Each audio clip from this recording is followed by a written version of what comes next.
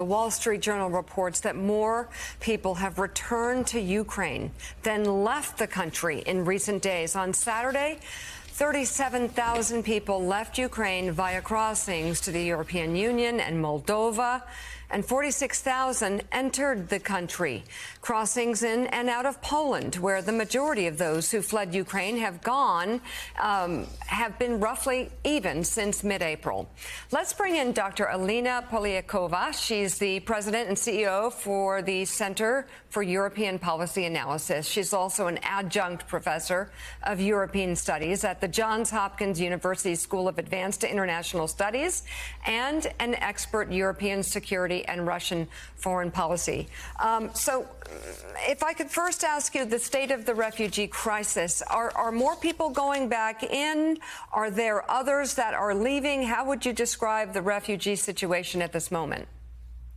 Well, thanks, Mika. I'm actually speaking to you right now from Poland. I'm in Warsaw right now, where I've been meeting with a lot of NGOs on the ground here that have been the first responders, really, to the millions and millions of Ukrainians that have been coming to Poland, as you said, as their first country that they're able to get to. What they told me on this issue is that it's not really clear, because many Ukrainians are going back. You know, they went back for Easter. Orthodox Easter was just recently.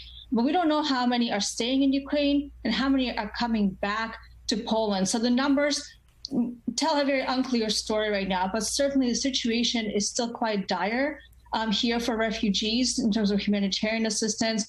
Much, much more needs to be done to make sure that the women, the children are able to actually live in Poland for the time that they're here. But I think one thing is very clear is that Ukrainians want to go home. They don't want to be permanent refugees. They want to be home in Ukraine.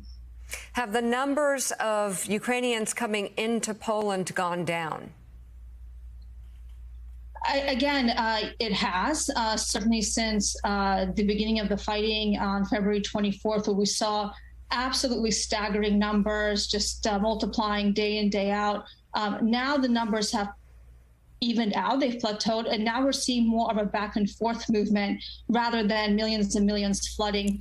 So the situation feels a bit more stable, but it's certainly not sustainable for the long term.